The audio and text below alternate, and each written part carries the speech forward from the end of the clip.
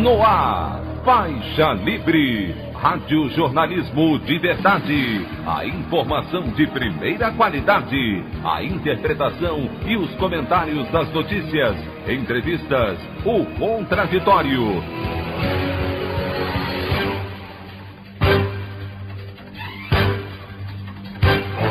Tudo para aproximar você cada vez mais da realidade do Brasil e do mundo. Apresentação: Anderson Gomes. Copa América termina no país com derrota da seleção brasileira para a Argentina. Quase 200 de casos de Covid-19 confirmados e ausência do presidente Jair Bolsonaro, que bancou a realização do torneio na partida final para evitar o desgaste. Pesquisa divulgada pelo Datafolha aponta que, pela primeira vez, a maioria dos brasileiros é favorável à abertura de processo de impeachment contra Bolsonaro, enquanto 64% dos entrevistados acham que o presidente é incapaz de liderar o país. Em discurso a seus pares em São Paulo, o ministro da Defesa, General Braga Neto, diz que o momento é delicado no Brasil. Pede que integrantes das Forças Armadas confiem em seus superiores e amplia ameaças à democracia. Essas e outras notícias na edição desta segunda-feira, 12 de julho do ano de 2021, do programa Faixa Livre.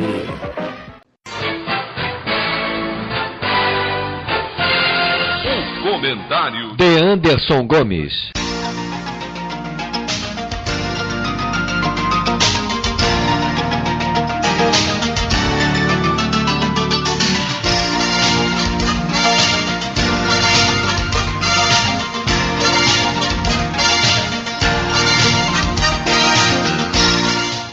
Bom dia, ouvintes.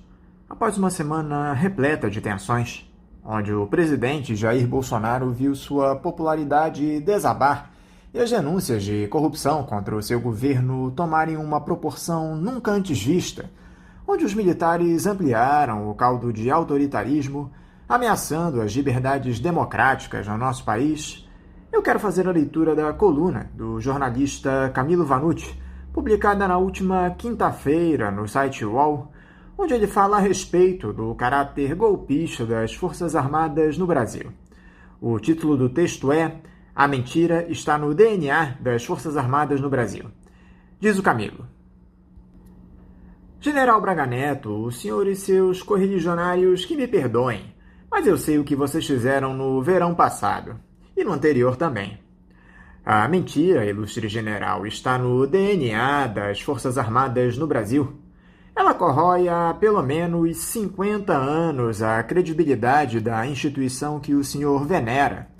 Ela não é apenas circunstancial, como demonstrou o presidente da CPI da Covid, senador Omar Aziz, ao convocar a Polícia Legislativa para dar voz de prisão ao ex-diretor de logística do Ministério da Saúde, Roberto Dias, por mentir ao negar o pedido de propina de $1 por dose de vacina à empresa Davat Medical Supply, condição para fechar um contrato de aquisição de 400 milhões de doses da AstraZeneca em fevereiro, conforme revelou a Folha de São Paulo.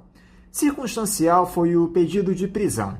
A profusão de mentiras, ao contrário, é estrutural e histórica. Não adianta fazer escândalo, senhor ministro da Defesa. Não adianta divulgar nota de repúdio, nem reclamar publicamente de Omar Aziz. O senador não atacou as Forças Armadas. O que ele fez foi defender as Forças Armadas da corrosão, da qual o senhor e os chefes do Exército, da Marinha e da Aeronáutica têm sido cúmplices. Quem tem atacado sistematicamente as Forças Armadas são os senhores, ao tomá-las de assalto, expô-las ao ridículo, repetir mentiras cada vez mais abusivas e levianas e passar pano para a incompetência e a corrupção que se alastram por suas fileiras. Arrisco dizer que as Forças Armadas nunca estiveram tão atoladas em evidências de corrupção, descaso incompetência e mentiras quanto agora, sob o atual governo. Mentira é afirmar, sob juramento, que um encontro agendado aconteceu por acaso. Mentira é agir deliberadamente contra a saúde pública. É usar a dor de 500 mil de famílias para faturar algum. É desviar dinheiro às custas de tantas mortes. Mentira é poupar o general Pazuello mentiroso quanto mais, conforme apontaram as agências de checagem. É proteger os parças, os brothers, os manos. É ameaçar, é usar o coturno, a farda e as 4 estrelas para colocar os interesses pessoais e o corporativismo acima dos interesses do país. A mentira das Forças Armadas é notória. Militares mentiram ao matar e sumir com os corpos de centenas de desaparecidos políticos. Mentiram ao eliminar Zuzu Angel, a corajosa estilista que, 50 anos atrás, denunciou incansavelmente o assassinato de seu filho Stuart Angel pelos agentes de repressão. Mentiram no atentado do Rio Centro, que culminou na morte do sargento Guilherme Pereira do Rosário há 40 anos. Mentiram novamente, muito recentemente, em janeiro deste ano, ao adulterarem digitalmente as fotografias feitas num treinamento do Exército para que máscaras, rabiscadas toscamente no paintbrush, fossem aplicadas sobre os rostos dos participantes. Naquela ocasião, seria muito bem-vinda uma nota pública, assinada pelo senhor ou por um de seus colegas, lamentando o ocorrido e prometendo apurar internamente os responsáveis por colocar cidadãos em risco, contribuir para o contágio de Covid-19 e mentir à população. Uma pena que ninguém se dispôs a escrever uma nota sobre isso. Foram todos duplamente irresponsáveis ao dispensar a proteção das máscaras e ao mentir, alterando uma foto para dizer que não fizeram o que fizeram. Ora, general, a mim o senhor não engana. Conheço o modus operandi. Para quem adulterou a fotografia da chacina praticada pelo Exército contra os dirigentes do PCdoB, reunidos na Casa da Lapa em 1976 para incluir uma arma ao lado do corpo de Pedro Pomar, com a gravidade de adicionar máscaras inofensivas a uma fotografia divulgada nas redes sociais. O senhor deveria se envergonhar, não da declaração de Omar Aziz, mas do desserviço prestado à democracia e às liberdades individuais e políticas. Deveria se envergonhar das verdades sistematicamente negadas por sua turma. Os militares que recorrem ao paintbrush para omitir um deslize são os mesmos que estufam o peito para dizer que não torturaram, que não sabem onde estão os corpos, que não há documentos com informações inéditas, que a ditadura foi a coisa mais fofa que existiu na face da terra, pelo menos desde os tempos da escravidão. A mentira, general, não é apenas estrutural, mas estratégica nas Forças Armadas. Faz parte da ética dos militares esconder, confundir, ocultar. O despiste é um resquício da arte da guerra e, sobretudo, da ditadura. A ética dos sistemas e das instituições autoritárias, como o atual governo do Brasil, é a ética de encobrir os feitos das autoridades e escancarar os dos cidadãos. Para o rei, a privacidade. Para a população, a transparência. Sistemas de informação, espiões, agentes infiltrados, polícia secreta, polícia política, telefones grampeados, veraneios fazendo a ronda. Vale tudo na hora de investigar a vida dos outros. Quanto aos atos das autoridades, carimbo de sigilo e classificação como segredo de Estado. Tudo como dantes no quartel de Abrantes. A opinião do Faixa Livre. Bandeirantes, 1360. Estamos apresentando Faixa Livre. Voltamos a apresentar Faixa Livre. Estamos de volta, ouvintes, com o início da edição de hoje do programa Faixa Livre, que tem na sua produção a jornalista Celeste Sintra, auxiliada pela também jornalista Natália Moraes, tendo no comando do áudio o Francisco. Meu bom dia a todos. E meu bom dia também a você, que pode aqui participar nos enviando mensagens eletrônicas para o endereço ouvinte@programafaixalivre.com.br ou ainda registrando suas participações diretamente nas nossas redes sociais. No Facebook, nossa página é o Programa Faixa Livre. No Twitter e no Instagram, para deixar o seu recado, basta seguir os perfis @PGMFaixaLivre. Lembrando que as participações por telefone estão inviabilizadas, pois durante o período da pandemia do novo coronavírus, nosso programa está sendo gravado no dia anterior à sua veiculação. Pedimos desculpas aos nossos ouvintes que costumam interagir conosco desta forma, mas foi a maneira encontrada pela equipe do Faixa Livre para mantê-los informados sobre o que acontece no país e no mundo com essa nossa visão crítica, e ao mesmo tempo preservando a saúde dos profissionais que levam o programa ao ar. O Faixa Livre pode ser acompanhado também pelo nosso aplicativo para celulares com sistema operacional Android. O nome do aplicativo é Programa Faixa Livre. Os ouvintes também têm acesso à transmissão pelo nosso site, o www.programafaixalivre.com.br, ou pela página da Associação de Engenheiros da Petrobras, a AEPET, uma das nossas entidades patrocinadoras, no www.aepet.org.br. Para quem perdeu alguma das edições ou quer ouvir novamente o Faixa Livre, os áudios das entrevistas e editoriais estão disponíveis no nosso podcast, nos aplicativos Spotify, Deezer e Castbox. E dando início às nossas entrevistas, eu cumprimento o jornalista e editor executivo do site Congresso em Foco, Edson Sardinha. Edson Sardinha, bom dia. Bom dia, um prazer falar com vocês. Edson, muito obrigado por você estar aqui mais uma vez conversando conosco no Faixa Livre. Edson, nesse inverno que o Brasil vem enfrentando nessas últimas semanas, se há um lugar no país onde o clima não esfria, é em Brasília.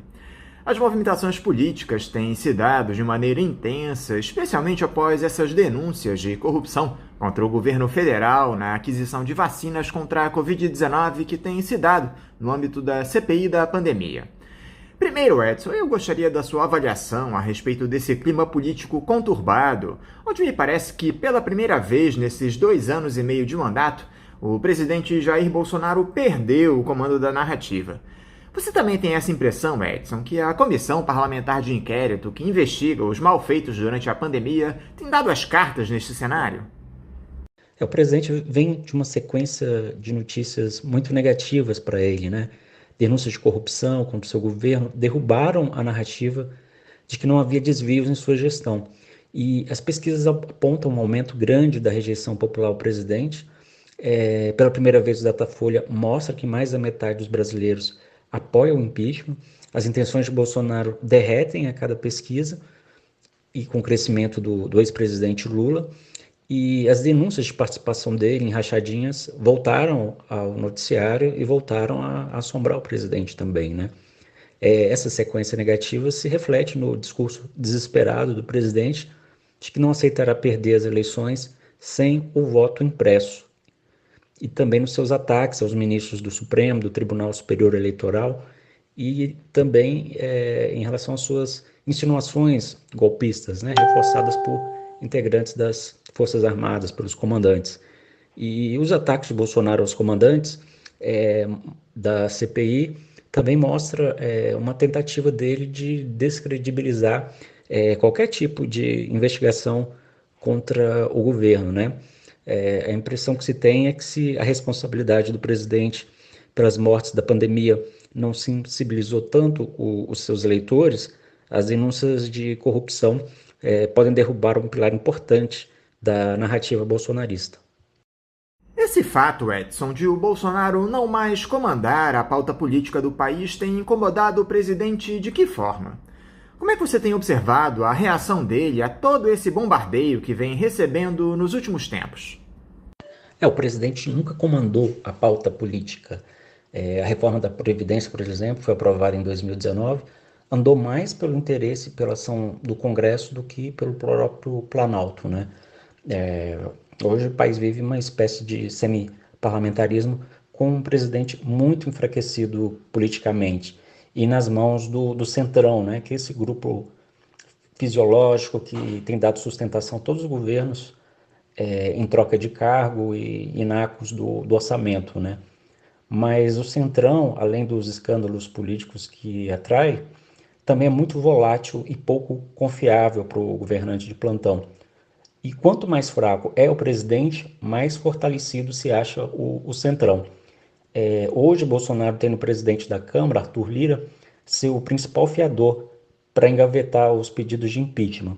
E a tendência é que o governo tente atender cada vez mais o Centrão, né? Mas as denúncias de corrupção na saúde recaem sobre personagens importantes do Centrão, como líder do governo, Ricardo Barros. Bolsonaro não poderá abandoná-los à própria sorte, sob o risco de sentir na pele a sede do Centrão por vingança. E a tendência é o presidente se abraçar às pernas do Arthur Lira para não cair. Como nós já comentamos, a CPI da pandemia vem atuando com protagonismo nos últimos tempos, e o fato mais recente foi justamente a prisão do ex-diretor do Ministério da Saúde, Roberto Dias, por ordem do presidente da comissão, o senador Omar Aziz, pelo crime de perjúrio, por ele ter mentido sob juramento no depoimento que prestou. Essa prisão do Roberto Dias surpreendeu vocês aí em Brasília, Edson? Como a classe política recebeu esse fato, já que o próprio Omar Aziz vinha dizendo que não ordenaria a prisão de ninguém na comissão? Sim, surpreendeu, né? Exatamente por esse discurso do presidente da CPI, que já havia se negado a dar voz à prisão a outros depoentes. E surpreendeu, inclusive, aliados de Omar Aziz na CPI, né? O chamado G7, que é um grupo de 7 senadores independentes e de oposição. E alguns desses senadores até tentaram demover o presidente dessa ideia de prisão, mas não conseguiram, né?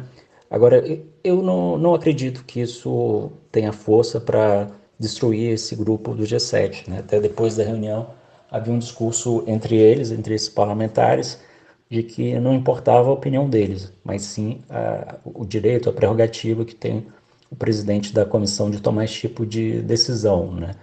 Agora, dividir o G7 é tudo o que o governo quer, principalmente porque o governo tem uma tropa de choque fraca, né, em comparação a outras tropas de choque que a gente já viu em outras CPIs.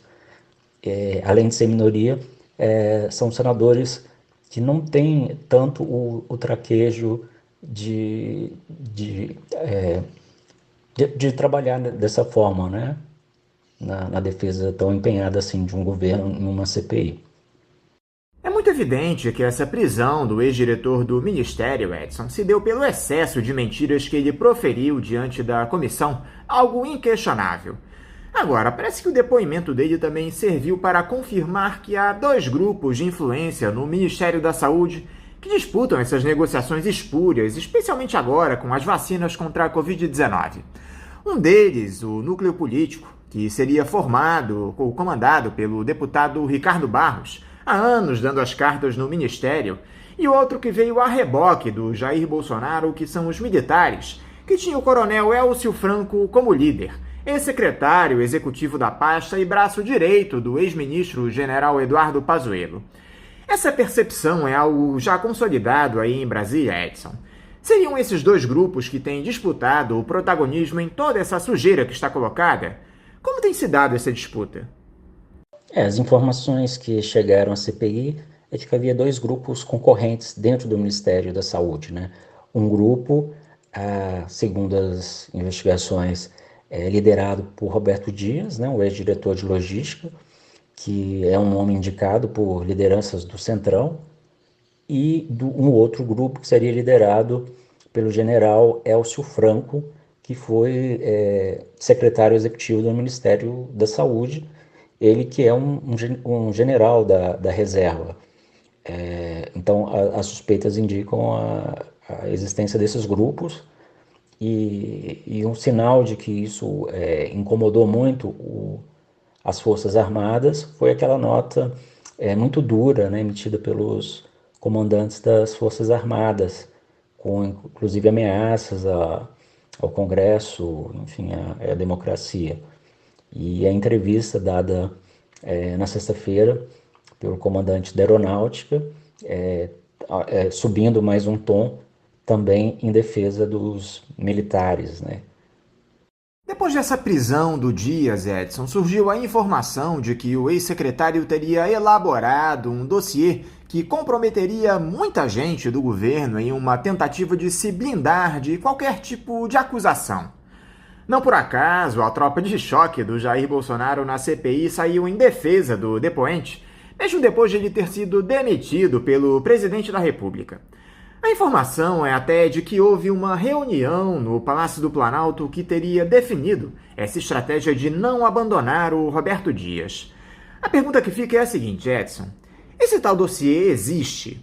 Onde ele estaria? Que tipo de informação comprometedora para o governo estaria contida nele?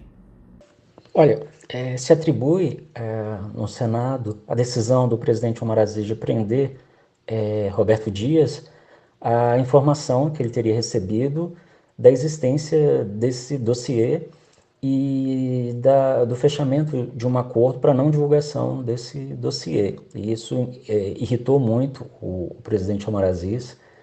Ele, inclusive, chegou a falar de e-mails da Casa Civil enviados para o Ministério da Saúde. E a informação que se tem é que, de fato, o Roberto Dias fez um dossiê apontando todo o esquema, né, de corrupção no Ministério da Saúde, apontando inclusive o envolvimento da Casa Civil, né? E a gente lembra que houve uma reação grande do ministro Onyx Lorenzoni, da Secretaria-Geral de Governo, quando surgiram essas denúncias, né? Ou seja, a crise e as denúncias batendo cada vez mais perto do gabinete do presidente Jair Bolsonaro. E também as informações que chegam é de que ele teria deixado esse dossiê em mãos, inclusive, de um parente no exterior. Agora vamos ver em troca, né, de um apoio do governo. É bom lembrar que o outro implicado aí nessas denúncias é o Sufran. Ele deixou o Ministério da Saúde, mas ganhou um cargo na presidência da República, né? Ou seja, ele continua com prestígio no governo. Agora vamos saber o que vai acontecer com o Roberto Dias, se o governo vai ter essa mesma disposição com ele ou não, principalmente depois do desgaste da prisão dele na CPI.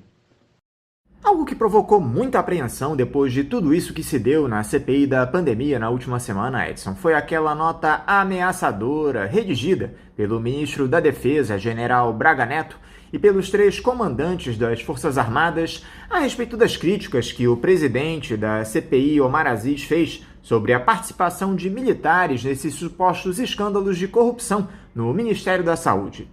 O próprio Aziz reagiu e disse que a nota era desproporcional. Que tipo de reação esse texto ameaçador das Forças Armadas provocou aí na capital federal, Edson? E que consequências ele pode trazer? A nota das Forças Armadas ela gerou um desconforto muito grande, né, em Brasília, entre os parlamentares, entre as autoridades do Supremo Tribunal Federal. Soou como uma intimidação, como um ultimato ao Congresso, né? Ou seja, não mexa com os meus. E o presidente do Senado, inicialmente, ele se manifestou de maneira muito tímida, né? Praticamente pedindo desculpas às Forças Armadas pela declaração do presidente Omar Aziz. E isso deixou mal entre os seus colegas o senador Rodrigo Pacheco, que na sexta-feira, né, teve que falar mais alto, teve que mudar o tom ao reagir à entrevista do comandante da Aeronáutica ao jornal O Globo. Esse tipo de declaração, quer dizer, é uma ameaça à democracia e também provocou a união de partidos políticos, né, que receiam, né, desse tipo de discurso e de um possível alinhamento, né, do comando das Forças Armadas com o presidente Bolsonaro, né? É bom a gente lembrar que os últimos 3 comandantes da Marinha, do Exército e da Aeronáutica, eles deixaram o governo exatamente por não compactuar com esse alinhamento político, né? Quer dizer, temos que lembrar que as Forças Armadas são do Estado, não são do governo. E o posicionamento do presidente do Senado, Rodrigo Pacheco, sobre essa situação, Edson? Especialmente em referência a essa nota absurda dos militares tentando intimidar um dos poderes da República, que é o Legislativo. Ele foi às redes sociais e disse que o mal-entendido estava suficientemente esclarecido. Não falta uma atitude mais assertiva do Rodrigo Pacheco em defesa da instituição contra esse tipo de ameaça autoritária dos militares? O próprio Omar Aziz cobrou isso. Por que o presidente do Senado não agiu neste caso, Edson? Sem dúvida, o presidente do Senado agiu de maneira muito tímida, né? E não é uma exclusividade dele. As autoridades federais, elas têm reagido de maneira muito tímida a esses ataques à democracia, né? Às instituições democráticas, sugerindo aí uma conivência com o governo, né? E é uma coisa muito temerária, né? Porque a gente não sabe onde isso vai dar, né? Quer dizer, hoje se banalizou, se naturalizou ameaças à democracia, né? Enfrentamentos à Constituição, respeito à Constituição, ao Estado democrático de direito. E isso é muito ruim e deixa um sinal de tensão, né, no ar. A gente não sabe onde isso vai parar.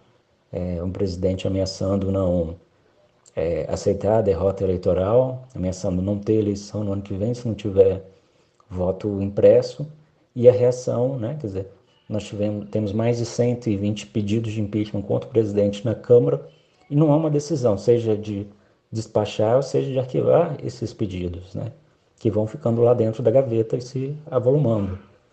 E o presidente do Senado, ele tem muito um perfil que tenta ser conciliador, de jogar para um lado, de jogar para o outro, né? E de ficar, às vezes, em cima do muro. E ele reforçou esse posicionamento dele com a maneira tímida com que reagiu essa nota das Forças Armadas, né? Agora, isso, por um lado, enfraquece ele dentro do Senado também, né? Em relação aos seus pares. É bom lembrar que ele teve um apoio maciço aí da oposição para vencer a disputa na presidência do Senado. E, com certeza, esses parlamentares vão cobrar dele uma posição mais firme nos próximos atos. Você acredita, Edson, que a nossa democracia possa estar em risco com todas essas ameaças que vêm da cúpula militar e do próprio presidente da República? As instituições conseguirão se sobrepor a isso? Olha, sem dúvida, eu acredito que estão em risco, sim. Quer dizer, há uma banalização, como eu disse, desse tipo de discurso, de ameaça, né? É bom lembrar que em vários países a democracia está sendo atacada e geralmente assim, né? Quer dizer, elege-se um presidente com um discurso de outsider, né? De figura antipolítica e que capitaliza a votação em cima disso, muitas vezes com apoio de outros partidos políticos que pensam que depois vão conseguir manobrá-lo, né, quando ele estiver na presidência, e depois perdem esse controle, veem que não tem esse controle. E isso favorece posturas autoritárias, antidemocráticas. E até o momento, o próprio Congresso, que está hoje nas mãos do Centrão, né, que é um grupo que apoia o Bolsonaro, e o Supremo Tribunal Federal também tem agido de maneira muito, muito tímida, né? Nós tivemos agora o presidente chamando o ministro do Supremo de imbecil, de idiota, e a reação foi mais isolada de ministros, ainda não teve, até este momento, uma resposta dura, contundente, né, por parte do Supremo Tribunal Federal. É como se a gente fosse mudando o nível de tolerância, né, aceitando cada vez mais.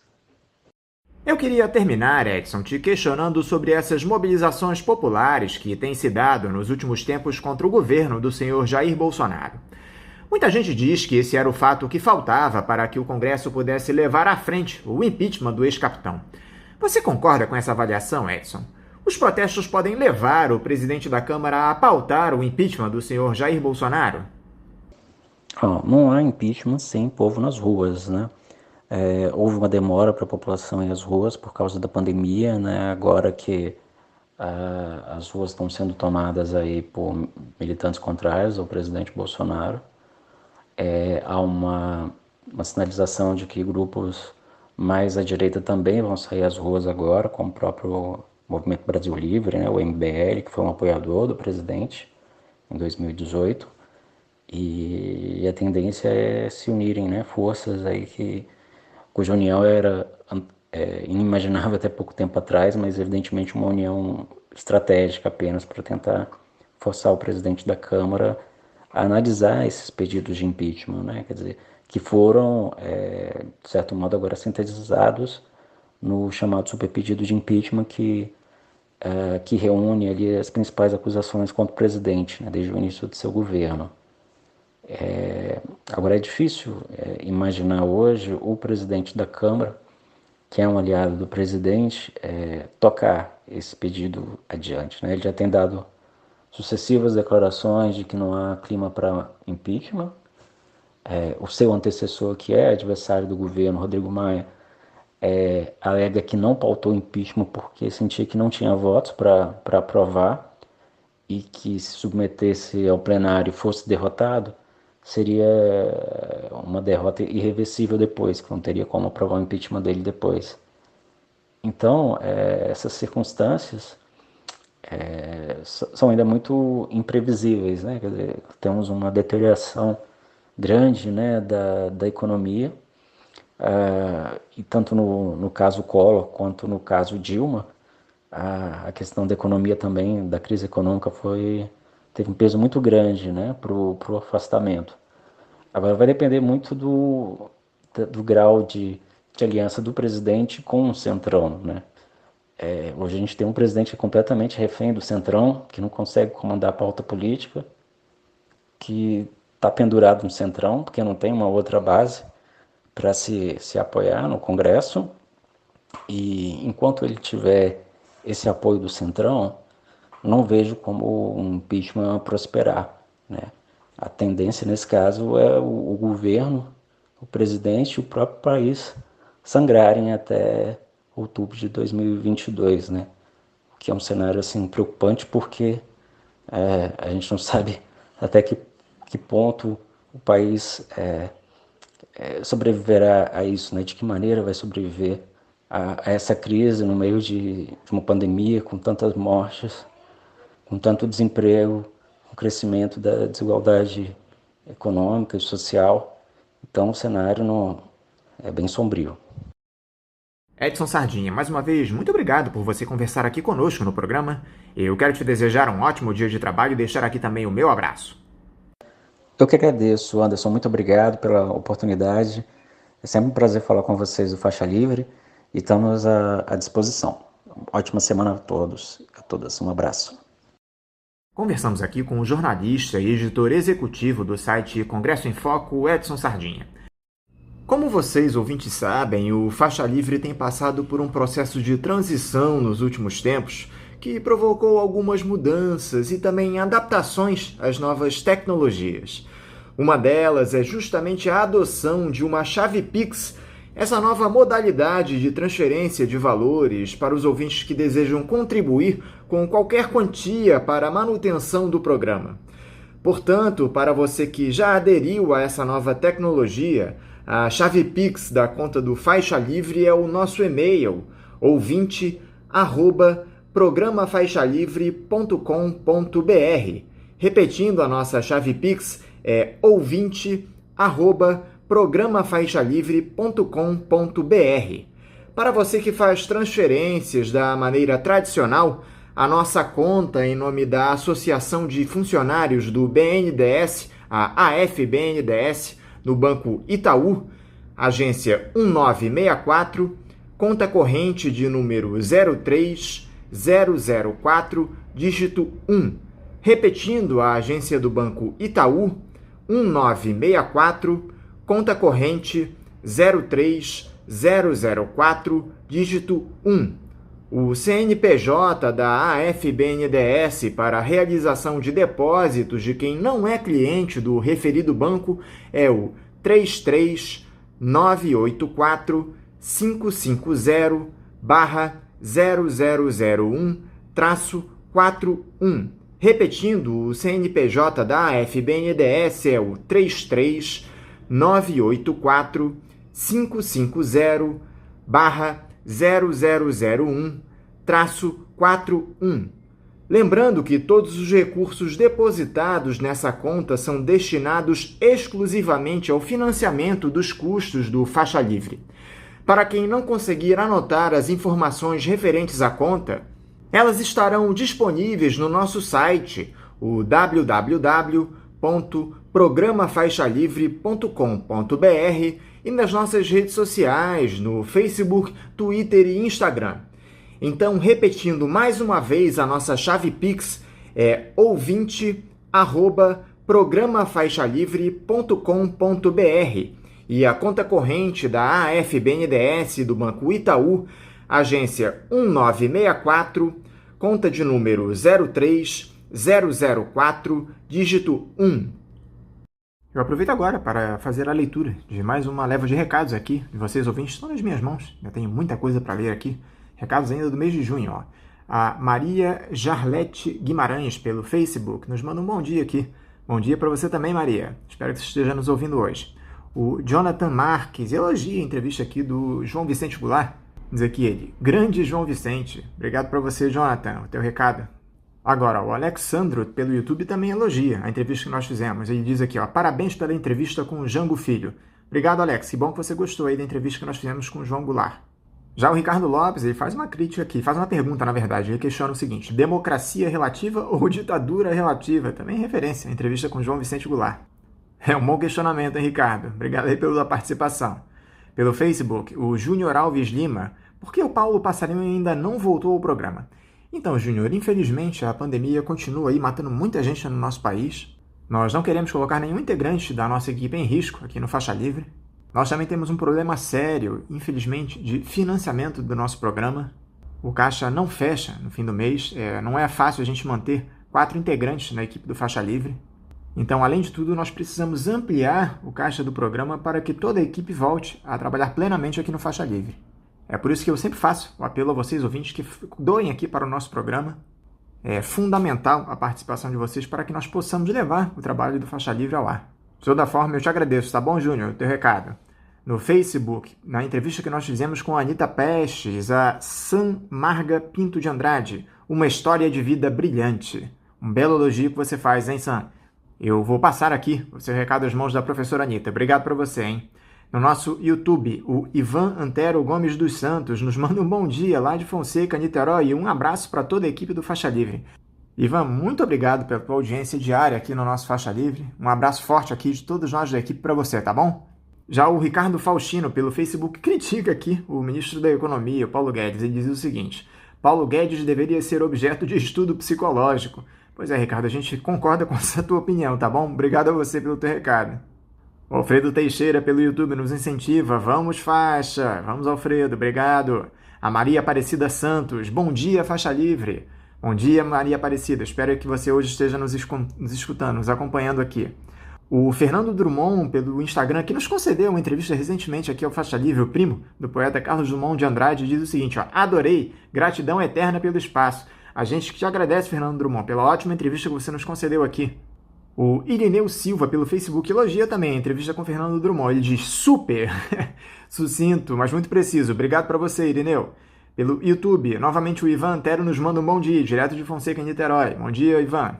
A Marilda da Silva Ribeiro de Souza, pelo YouTube, diz aqui, ó, concordo com seu Adi. Ele, Bolsonaro, fica estigando para ver se o pessoal recua, mas não vai conseguir. E não podemos deixar mais esse idiota do Bolsonaro, porque ele vai tentar de tudo para dar o golpe. É verdade, Marilda da Silva. Infelizmente, o Bolsonaro tem ampliado aí as ameaças contra a nossa ordem democrática, com o apoio desse pessoal aí, desses militares irresponsáveis. Ainda mais agora, nesse momento de fragilidade do governo federal, com a exposição de todos esses escândalos de corrupção, que tem participação aí de alguns integrantes das Forças Armadas, né, Marilda? Muito obrigado a você aí, te agradeço o recado, tá bom? No Facebook, o Gabriel de Brasipina, nosso ouvinte histórico. Mais uma do PT. O deputado Zaratini criou uma lei que até os parlamentares ligados ao bolsonarismo votaram, da improbidade parlamentar. É para lamentar. Lula não merece o voto do povo consciente. Daí a crítica que o Gabriel de Brasipina faz aí ao Partido dos Trabalhadores. Obrigado pelo teu recado, tá bom, Gabriel? O Moisés Lima nos elogia aqui em relação à entrevista que nós fizemos com o Cláudio Oliveira. Ele diz pelo YouTube: bom dia, família Faixa Livre. Muito boa a entrevista do senhor Cláudio da Costa Oliveira. Realmente, essa política de preços de combustível dolarizado é um absurdo que só essa elite canalha sustenta por conta das tenebrosas transações que eles patrocinam para enriquecerem às custas da miséria do povo brasileiro. Você falou tudo, Moisés, essa é a verdade. Eles utilizam essa política criminosa de preços da Petrobras para achacar o nosso povo brasileiro. O Brasil, que é um dos grandes produtores de petróleo do mundo, é inadmissível que os nossos preços sejam pautados pelo mercado internacional. Não é isso, Moisés? Muito obrigado aí pelo teu recado, pelo teu lembrete, pelo teu alerta, tá bom? Agora, novamente, o Gabriel de Brasipina, no nosso site, diz: Dilma, no poder, assinou o decreto na época das manifestações de rua em 2013. Como acreditar em mudanças com essa esquerda de boutique? Pois é, o Gabriel mais uma vez critica aí as políticas do governo do Partido dos Trabalhadores. A grande questão, Gabriel, é que infelizmente parece que o Lula é o único candidato que tem condições aí de derrotar o Jair Bolsonaro em 2022. Teremos mais uma quadra aí difícil pela frente, ainda que longe do bolsonarismo, desse fantasma do fascismo no nosso país.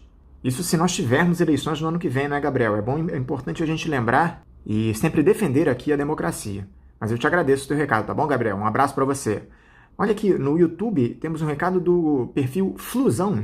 Ele diz o seguinte: o último final de semana mostrou que o jogo está mudando. É verdade, Flusão. A população brasileira tem ido às ruas, o Jair Bolsonaro tem perdido força política com essas denúncias aí que nós temos visto na TV, nos meios de comunicação, nos veículos de imprensa, também lá na CPI da pandemia. Continuaremos aqui, no Faixa Livre, denunciando esse governo genocida e corrupto do Jair Bolsonaro. Obrigado pelo teu recado, tá bom, Flusão? No YouTube, o Ricardo Félix: o Brasil bateu a nefasta marca de 500 mil mortos e eu perdi um amigo para a Covid. Um amigo bolsonarista que deu ouvidos ao Bozo e perdeu a vida. Poderia ter sido vacinado por motivo de comorbidade existente, mas se recusou. Bolsonaro é uma figura de muita influência, levando pessoas à morte. Saudações aqui em Interlagos. Um abraço para você também, ô Ricardo. Infelizmente, eu lamento muito a perda que você teve aí do seu amigo, infelizmente. Por mais que seja bolsonarista, toda a vida, toda a perda de vida tem de ser lamentada aqui por nós. Infelizmente, o nosso presidente tem influenciado esse cenário, tem motivado as pessoas a deixarem de se vacinar, a usar máscara. Infelizmente, esse genocida continua atuando e nós não podemos mais deixar que esse cidadão fique mais um dia sequer no Palácio do Planalto, comandando o país. Muito obrigado, tá bom, Ricardo? Mais uma vez, nossos pêsames aqui a essa perda. Pelo YouTube, o Alfredo Teixeira nos incentiva: vamos, faixa! Anderson, sua revolta é a revolta de muitos. Pois é, Alfredo, nós aqui no Faixa Livre somos a voz de vocês, ouvintes. Infelizmente, o Brasil tem passado por uma quadra de muitos retrocessos, com um presidente que tem atacado diretamente a nossa democracia e já provocou a morte de mais de 500 mil de brasileiros por essa pandemia. E nós continuaremos aqui, na defesa do nosso país, mantendo esse discurso de combate ao bolsonarismo. Muito obrigado, Alfredo, pelo teu recado. O Gabriel de Brasipina volta a participar aqui pelo Facebook. Ele diz: Lei da improbidade. PT junto com bolsonaristas votaram juntos. Quem é pior, esses falsos opositores ou os bolsonaristas? Olha só, Gabriel, acho que há uma diferença enorme entre os militantes do Partido dos Trabalhadores, os parlamentares e o pessoal do bolsonarismo. Não dá pra gente fazer uma comparação nesse sentido, né, Gabriel? Seria irresponsabilidade da nossa parte colocarmos eles no mesmo patamar. De toda forma, nós nos mantemos aqui alertas a todas as medidas que o pessoal do PT vem colocando, ainda mais nesse momento em que o ex-presidente Lula é favorito às eleições do ano que vem, não é, Gabriel? Te agradeço demais aí o teu recado e o teu alerta. Pelo Instagram, a Bia Itaboraí do Amaral nos elogia aqui, ó, no programa do dia 23 de junho. Ela diz: ótimo programa. Que bom que você gostou, ô Bia. Um abraço para você. Obrigado pelo teu recado. Pelo SoundCloud, na entrevista que nós fizemos com o professor Miguel Nicoleles, o Alexandre Pérez: nenhuma menção da Abdala trincheira piada, cientista do capital. Pois é, o Alexandre se refere aqui a Abdala, a vacina que foi desenvolvida lá por Cuba. Ô Alexandre, nós tocamos aqui nesse assunto com o professor Nildo Ourix recentemente. Eu faço questão aqui de que você ouça esse programa. Olha só, a entrevista que foi ao ar no dia 28 de junho. O Nildo Ourix comentou aqui a respeito das vacinas cubanas, tá bom, Alexandre? Mais uma vez, eu te agradeço o teu recado, tá bom? E lembrando a vocês, ouvintes, que queiram participar aqui do Faixa Livre, podem mandar, né, suas participações pelo nosso e-mail, que é o ouvinte@programafaixalivre.com.br, pelo nosso site, que é o www.programafaixalivre.com.br, pelas nossas redes sociais, no Facebook, Twitter e Instagram, ou pelo nosso canal, lá no YouTube, que é o Faixa Livre. Vamos agora ao nosso primeiro intervalo. Voltaremos já já. Voltamos a apresentar Faixa Livre. Já voltamos, ouvintes, e agora eu saúdo o vice-presidente do Instituto de Justiça Fiscal e membro do Coletivo de Auditores Fiscais para a Democracia, Dão Real. Dão Real, bom dia.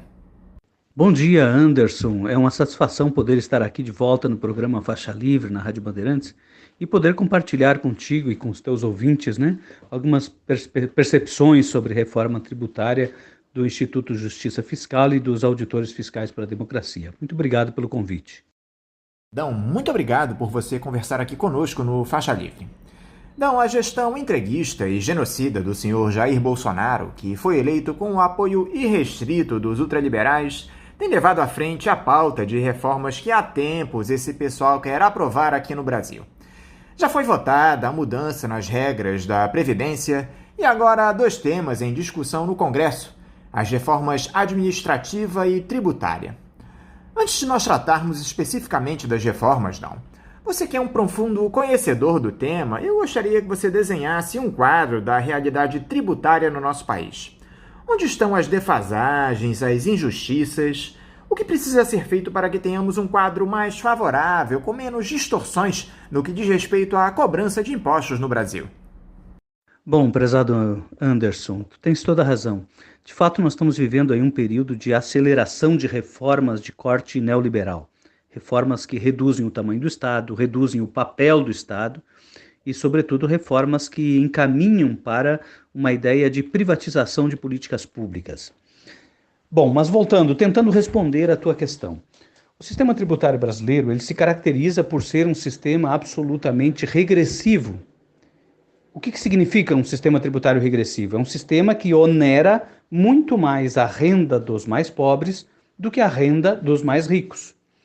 Isso acontece porque a carga tributária brasileira, que é aquilo que a gente retira da sociedade para transformar em políticas públicas, ou seja, o conjunto de todos os tributos da carga tributária, ele é extremamente pesado sobre o consumo, o que quer dizer, os tributos com incidência indireta, aqueles que são transferidos para os preços dos produtos, respondem pela maior parte de tudo que nós arrecadamos. Mais de 60% dos tributos que a gente arrecada são incidentes sobre preços de mercadorias. Apenas 20% incide sobre renda e apenas 4% vai estar incidindo sobre patrimônio, né, sobre riqueza. O que quer dizer, as pessoas com baixas rendas, que gastam toda a sua renda no consumo, obrigatoriamente, né, porque são rendas de subsistência, essas pessoas acabam arcando com a maior parcela de tributos proporcionalmente à renda do que aquelas pessoas com altas rendas. Isso se chama um sistema tributário regressivo. Qual é o efeito que ele produz? Ele aprofunda desigualdades. Ou seja, quando a gente cobra tributos, nós aumentamos as desigualdades sociais.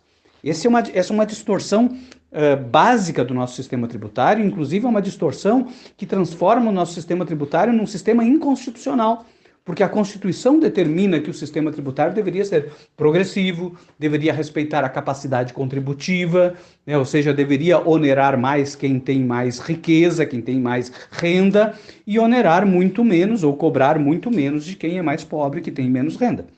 Mas não é só sobre o aspecto social de redução das desigualdades que um sistema tributário regressivo é prejudicial.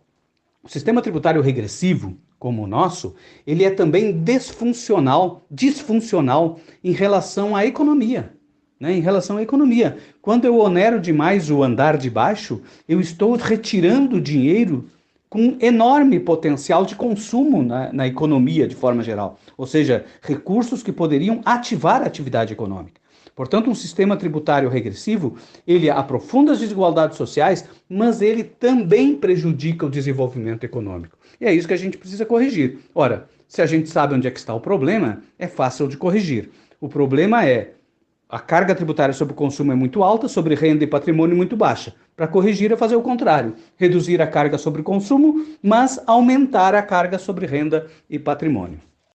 E qual foi a impressão, Dão, que você teve a respeito dessas discussões da reforma no Congresso? Recentemente, o governo federal enviou a segunda fase da proposta para as discussões na Câmara, que incluía mudanças no imposto de renda. As medidas sugeridas pelo Ministério da Economia para revisar o imposto são vantajosas para a nossa população? Há mais vantagens ou desvantagens nessa proposta de alteração do imposto de renda, Dão?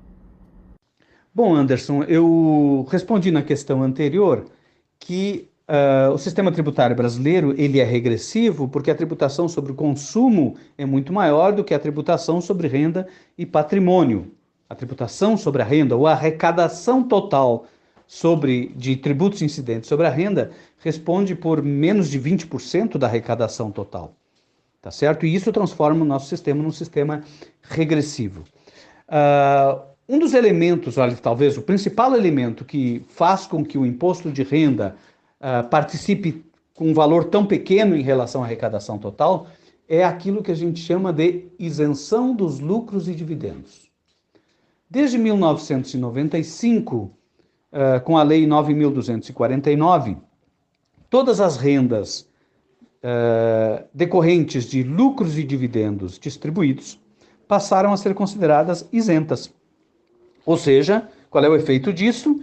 As grandes rendas das pessoas físicas, que são preponderantemente compostas por lucros e dividendos, passaram a não pagar tributos, né? Isso já saiu várias vezes na mídia, dizendo que os mais ricos pagam muito pouco imposto de renda. Isso é uma verdade, isso é uma verdade. O governo apresenta uma proposta que nos surpreende, nos surpreende. Em primeiro lugar, é preciso considerar que o governo está apresentando o seu projeto de reforma tributária de forma fatiada, uma etapa depois da outra. E isso complica muito a análise. E eu vou dizer por quê. Porque toda a reforma do sistema tributário, ela não é neutra, ela aponta para um modelo de Estado, para uma concepção sobre políticas públicas, para uma concepção sobre o papel do Estado na indução do crescimento econômico e para onde o crescimento econômico deveria se dar. Quer dizer, a reforma tributária, no seu conjunto, deveria apontar um determinado modelo de sociedade. Tá certo? Quando se apresenta as propostas de forma fatiada, a gente perde a perspectiva do objetivo final. Isso é ruim, isso é ruim. Mas é preciso reconhecer que o governo coloca na mesa um tema que era considerado quase que um tabu há 25 anos.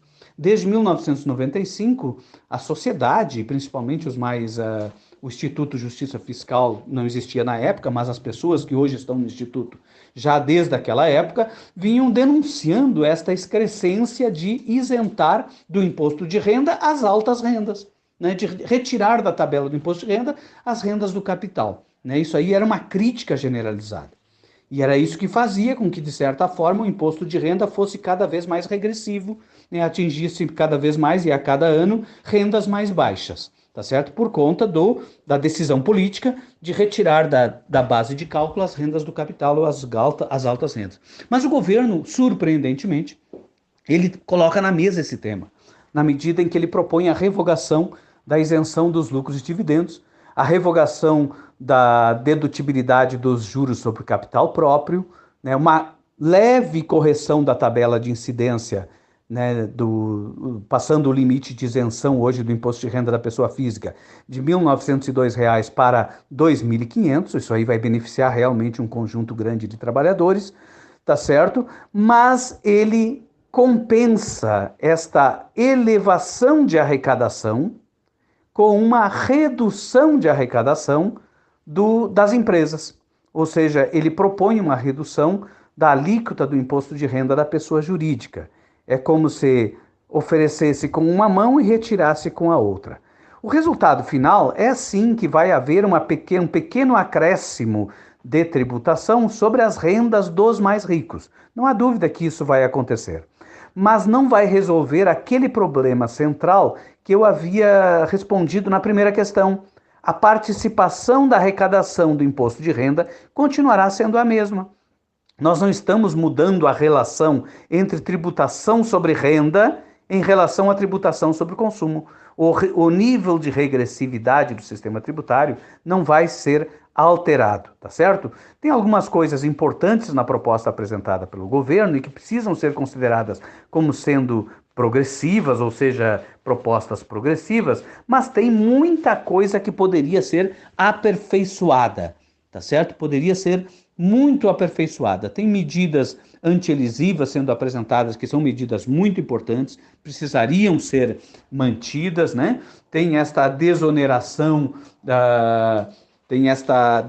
das baixas rendas das pessoas físicas, né? Subindo o nível de isenção, o limite de isenção de 1.900 para 2.500 é muito importante. A revogação dos lucros e dividendos é muito importante. A revogação dos juros sobre capital próprio também é muito importante. Mas é uma oportunidade que deveria ser aproveitada para fazer com que o imposto de renda respondesse por uma parcela maior na arrecadação total. E para isso a gente não poderia abrir mão da arrecadação das empresas. Ou seja, não se justifica reduzir neste momento, sobretudo neste momento de pandemia, reduzir tributos das grandes corporações empresariais, né? A gente está falando aqui, por exemplo, de reduzir impostos de bancos, né? Vejam que durante a pandemia os bancos tiveram recordes de lucros novamente, né?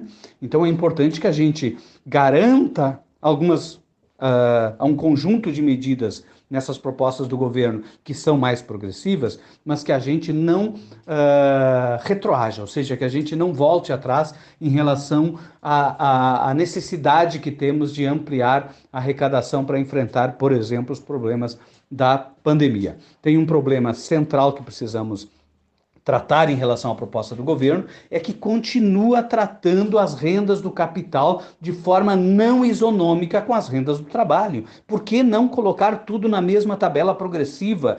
Por que não elevar as alíquotas marginais da tabela progressiva para alíquotas, por exemplo, de 30%, 35% até 40%? Né? Então, estas são medidas de progressividade importantes que fariam com que o imposto de renda alcançasse um nível de arrecadação talvez não no nível dos países europeus, mas pelo menos aproximasse dos níveis que ele responde, né, nos países europeus. O que chamou a atenção, Dão, é que o capital hegemônico já reagiu a essa taxação de dividendos proposta pelo governo e tem pressionado o presidente Jair Bolsonaro a voltar atrás nessa mudança. É muita cara de pau desse pessoal, Dão. O ministro Paulo Guedes já admitiu que pode ceder às pressões e alterar esse ponto do texto. Você acha que o Palácio do Planalto vai acabar recuando nessa proposta de já taxar dividendos? Esse trecho é tão prejudicial assim aos endinheirados, Dão? Bom, Anderson, as reações são absolutamente naturais, né? Eu não estranho, a gente não pode estranhar que os setores que talvez sejam levados a pagar um pouco mais de tributos se articulem para resistir. Isso é uma questão natural, tá certo? A questão que me estranha realmente é até que ponto o governo sustentaria essas propostas. Essa é a grande questão que está colocada. Vejam, considerando a retrospectiva, considerando as propostas já apresentadas pelo próprio Ministério da Economia, considerando as percepções ou as opiniões já manifestadas pelo governo acerca de modelo de Estado, eu diria que a proposta apresentada pelo governo é que ela é um pouco surpreendente por ter vindo do governo, tá certo? Por ter vindo do governo com este corte liberal, né, bem saliente. Eu diria o seguinte, a proposta apresentada pelo governo, ela não é assim tão danosa, né, aos setores dominantes, aos setores econômicos, enfim, porque ela propõe, na verdade, uma espécie de uma compensação, uma espécie de regra de coexistência, né? Vamos aumentar um pouco a tributação sobre lucros e dividendos, até porque não tem como sustentar mais esses mais de 25 anos sem tributar lucros e dividendos, quando o mundo inteiro tributa. Ou seja, o Brasil e a Estônia são os únicos países que não tributam. Quer dizer, esse tema está sendo colocado quase como um tema de discussão ou de debate inevitável. Em algum momento ele vai ter que ser enfrentado. Tá certo? E a classe empresarial já está percebendo que também não tem mais como segurar tanto tempo, né, essa questão. A forma como o governo apresenta o assunto, ela apresenta como um dano muito amenizado para o setor empresarial, no sentido de que ela propõe uma compensação dessa suposta elevação de tributação sobre lucros e dividendos com uma redução da tributação sobre os lucros das empresas, de onde esses lucros e dividendos estariam saindo. Tá certo? Então, a rigor, o governo amenizou uma proposta que seria mais justa. A proposta mais justa, que nós, no nosso ponto de vista, seria aquilo que a campanha Tributários Super Ricos está propondo. Qual é a proposta da campanha Tributários Super Ricos? Revoga-se a isenção sobre lucros e dividendos, coloca lucros e dividendos na mesma tabela de incidência que a gente vai colocar as rendas do trabalho. É uma única tabela de incidência do imposto de renda para todos, trabalhadores e capitalistas. Tanto faz. Não interessa de onde vem a renda, eu vou pagar as mesmas alíquotas. Aumenta-se o limite de isenção para que a maior parte dos trabalhadores seja desonerada, e nesse momento é fundamental que os trabalhadores sejam desonerados. É fundamental que as pequenas e microempresas também sejam desoneradas, tá certo? Mas essas medidas têm que vir acompanhadas com uma elevação das alíquotas marginais. A nossa alíquota marginal de 27,5% é muito baixa, considerando as alíquotas médias do mundo. A nossa alíquota marginal é mais baixa que a média da América Latina para o imposto de renda. Então está na hora da gente voltar a ter uma tabela de incidência do imposto de renda ao nível que a gente já teve lá em 1988, com 7 alíquotas, com a alíquota marginal de 45%, para incidir sobre altas rendas. Esta é a proposta da campanha tributária Super Ricos, uma única tabela de incidência, com alíquotas que vão de 15% a 45%, com limite de isenção em torno de R$3.000 e não R$2.500, tá certo? Mas todas as rendas vão para esta mesma tabela, inclusive os lucros e dividendos distribuídos. E sem redução do imposto de renda das pessoas jurídicas. Por que não é momento para reduzir imposto de renda das pessoas jurídicas? Porque o mundo inteiro está aumentando. Diante da pandemia, se escancarou a necessidade de rever aquelas premissas, né, de que é preciso reduzir os tributos das empresas. O mundo está aumentando, né? O presidente dos Estados Unidos propôs um aumento, uma elevação da tributação das pessoas jurídicas. O FMI está propondo uma elevação da tributação das pessoas jurídicas que tiveram muitos lucros durante a pandemia. Quer dizer, então há uma onda internacional no sentido de aumentar a arrecadação sobre as grandes companhias, as grandes empresas e também sobre lucros e dividendos. É óbvio que o Brasil é um dos poucos países que não cobra, o mundo inteiro cobra, né?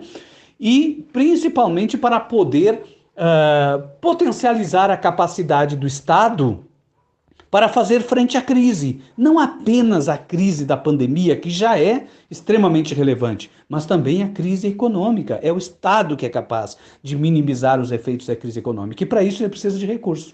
E de onde é que ele tem que tirar os recursos? Dos super ricos, das grandes companhias, das grandes empresas. Portanto, o que nós achamos que deveria ser a proposta mais correta, justa e eficiente para o momento presente, era uma proposta que passa pela revogação dos lucros de dividendo, como o governo está propondo, passa pela revogação dos juros sobre capital próprio, como o governo está propondo, passa pela elevação do limite de isenção, mais do que o governo está propondo, mas não passa por redução de tributos sobre grandes empresas, sobre o lucro, né, das multinacionais, inclusive. A reação é natural e é importante que ela tenha justamente para poder levantar o debate, tá certo? O que não é natural é o governo sustentar a proposta. Então, se essa proposta tem que ser sustentada, ela precisa ser sustentada pela classe popular, pelos trabalhadores. Não toda a proposta, com certeza não, porque tem muita coisa ali que não pode ser sustentada. Agora, tem coisas na proposta que a gente pode fatiar e dizer, essas são pautas que interessam aos trabalhadores e precisam ser preservadas. Logo, nós vamos preservá-las, ainda que o governo não queira, porque não se duvide que, na primeira pressão da classe empresarial, o governo retire a proposta. Não, esse pessoal que defende a redução do Estado social, aquele que atende às necessidades básicas da população mais pobre e a consequente privatização das políticas públicas do nosso país, mergulhado em desigualdades, o que é que passa pela cabeça dessa gente, Dão? Pois é, Anderson, essa é uma questão assim que nos instiga muito, né? Veja, a gente não pode imaginar que seja senso comum que todos queiram redução de desigualdade social, que todos queiram políticas públicas de qualidade, que todos queiram, né, acesso universal a direitos. A gente não pode imaginar isso. Isso não existe. O que existe são disputas, tá certo? No campo das políticas, as disputas se dão basicamente pelo mercado ou Estado. O Estado, ele acaba, no modelo que a gente concebe de Estado e que está na Constituição Federal, é um Estado provedor, um Estado que dê proteção social, é um Estado que garante atendimento universal de políticas essenciais e garantia de direitos, né? Esse é o Estado que a gente vislumbra enquanto sociedade. Mas veja que este modelo de Estado, ele limita alguns espaços para o mercado. Na medida que eu amplio políticas públicas, eu limito a atuação do mercado naquela área, né, de oferecimento de produtos que caracterizariam necessidades das pessoas. Portanto, a disputa se dá aí, quando a gente fala o que está na cabeça daqueles que defendem o Estado mínimo. Ora, o que está na cabeça daqueles que defendem o Estado mínimo é o mercado máximo. Ou seja, quando a pessoa defende redução ou precarização das políticas públicas, a gente não pode imaginar que ela esteja defendendo com vistas a melhorar a vida das pessoas de forma geral. Não, em geral, o que está orientando essa defesa é uma ampliação de espaços para lucros, para negócios. Toda vez que eu precarizo a educação, eu amplio espaço para a educação privada. Quando eu precarizo a saúde, eu amplio espaço para a saúde privada. Quando eu precarizo segurança, eu amplio espaço para a segurança privada. E assim vai, né? A alocação dos recursos socialmente produzidos vão sendo disputadas, tá certo? Ele pode ser aplicado, o recurso produzido, na ampliação de espaço para mercados, ou pode ser aplicado na ampliação de direitos. Essa é a grande disputa que existe pelo modelo de Estado. Estado mínimo, residual ou estado de bem-estar, né? Então, a gente não pode estranhar, né, a defesa intransigente da redução do Estado. O que a gente tem que entender é que a motivação desta defesa, ela se dá basicamente pela defesa de interesses, né? E o que a gente tem efetivamente nessa disputa entre modelos de Estado é conflitos de interesses. Interesses públicos, interesses sociais versus interesses privados. Justamente a respeito dessa noção de Estado, Dão, que passa pelas privatizações, mas também sobre a condição dos servidores públicos do nosso país, nós podemos falar sobre a reforma administrativa, que veio na intenção de reduzir ainda mais o funcionalismo, se apoiando naquela ideia falaciosa de que há um inchaço no serviço público. Pelo que você tem estudado dessas mudanças propostas pelo governo, Dão, quem é que sai ganhando? De novo, né, Anderson, essa questão da reforma administrativa acaba revelando exatamente esta ideia de conflito ou de competição que existe entre modelos de Estado, né? Ainda que a gente tenha uma Constituição que oriente no sentido de construção de um Estado de bem-estar, o que exige ampliação de gastos, né? Ou seja, a ampliação dos gastos ano a ano é natural numa construção de um Estado de bem-estar. Um Estado de bem-estar é um Estado que exige mais tributos. Portanto, a tendência de aumentar cargas tributárias no Estado de bem-estar também é uma tendência natural. Então, uma maior alocação de investimentos em políticas públicas pressupõe mais servidores públicos mais bem remunerados, né? É a qualidade do serviço apresentado à população para garantir direitos, é a orientação, é a diretriz básica que está na Constituição. Quando a gente analisa as reformas que foram apresentadas, tanto por esse governo, mas também antes desse governo, desde 2016, com o congelamento dos gastos, a gente vê claramente uma tendência de construção de um modelo de Estado desconforme, ou um modelo de Estado que não está na nossa Constituição. Seria um Estado anterior à Constituição. É um Estado não provedor de políticas públicas. Quando a gente analisa os artigos da proposta de reforma de reforma administrativa, né, e que não estão apenas na PEC 32, e é bom que se diga, a reforma administrativa não está somente na PEC 32. Quando a gente vai lá na PEC 188, que está no Congresso Nacional, a gente vê que tem um parágrafo na PEC 188 que diz o seguinte, um parágrafo para o artigo 6º da Constituição. O artigo 6º, para quem não sabe, ele define quais são os direitos sociais, o conjunto dos direitos. Ali vai estar dizendo que são direitos sociais: saúde, educação, assistência, previdência, moradia, ou seja, uma série de coisas que o Constituinte original, em 1988, decidiu que a sociedade iria bancar na forma de tributos e o Estado iria bancar na forma de bens públicos e serviços públicos. Tá certo? Aquele artigo 6º está sendo relativizado pela PEC 188. A PEC 188 diz que aquele conjunto de direitos ficariam subordinados a um equilíbrio fiscal. Isto é um condicionamento ao provimento dos direitos. Aquilo ali é parte da reforma administrativa, porque a administração pública, ela existe para cumprir as obrigações impostas pela Constituição. Se a Constituição impôs a necessidade de prestar conta daqueles direitos estabelecidos no artigo 6º, então o Estado vai ter que se amparar e se instrumentalizar com um serviço público adequado para cumprir essa função.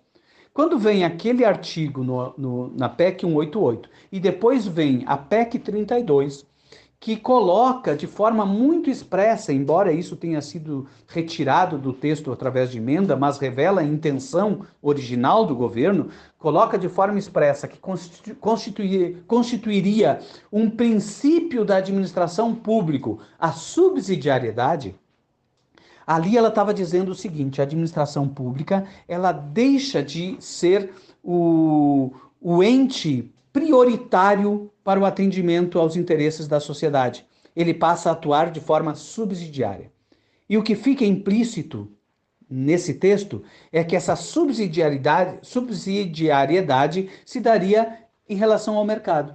Ou seja, os espaços seriam abertos ao mercado para as atividades de políticas públicas, inclusive na área da educação, da saúde, e o serviço público atuaria apenas de forma subsidiária, dando as condições para que o mercado pudesse explorar essas atividades.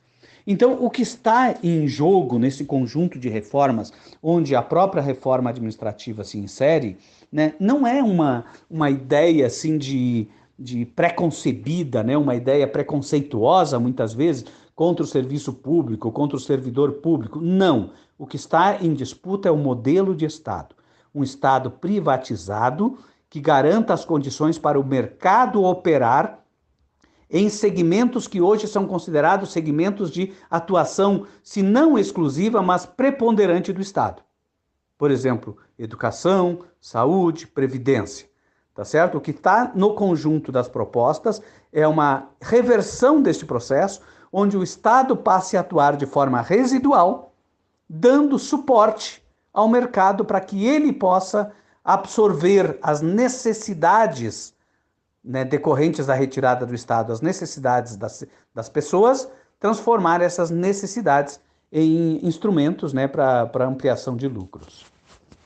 E por que se vincula essa ideia de redução do Estado à modernidade, Dão? Menos servidores significa mais eficiência? Bom, respondendo pelo fim, né? Menos servidores significa mais eficiência? Com certeza não. Mas a questão da eficiência precisa ser vista também pelo aspecto de quem a propõe, né? Se a gente pensar a partir do ponto de vista do interesse dos direitos sociais, do interesse de cidadania, do interesse de acesso a serviços públicos de qualidade, menos servidores significa ineficiência, né? Imagine o seguinte: se eu tenho 10 profissionais de saúde atendendo num posto de saúde, e eu tenho uma fila de 24 horas para poder atender, se eu tiver apenas 5 servidores, essa fila passa a ser 48 horas. É óbvio, né? Menos servidores não significa mais eficiência. Menos servidores significa menos eficiência e menos eficácia. Mas depende sempre do ponto de referência. a partir da referência do atendimento aos direitos sociais e do provimento de proteção social, eu preciso ter mais servidores, de preferência melhor remunerados, para poder ter uma melhor qualidade na prestação daquele serviço.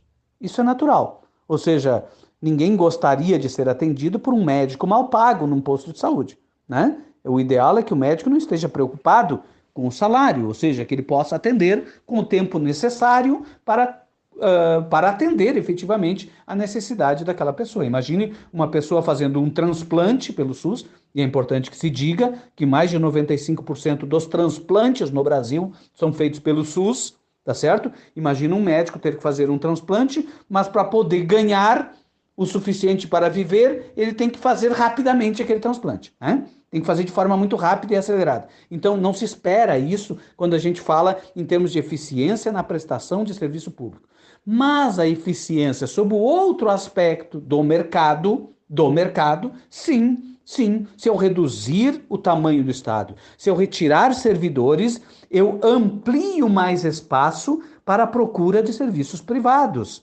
Então, do ponto de vista do interesse do setor privado, daquele mesmo tipo de atividade, com certeza reduzir o Estado aumenta a eficiência para eles, né? Então é preciso que a gente sempre tenha em mente que as reformas, elas são colocadas a partir de uma concepção de produto final.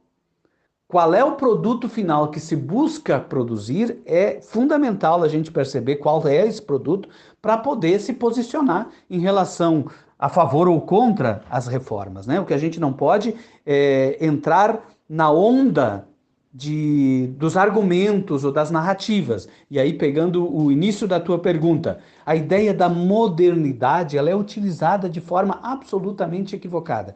Porque se falou lá na reforma trabalhista que era para modernizar as relações de trabalho. O que é modernizar as relações de trabalho? É voltar ao trabalho escravo? Então não é modernizar, é voltar atrás, né?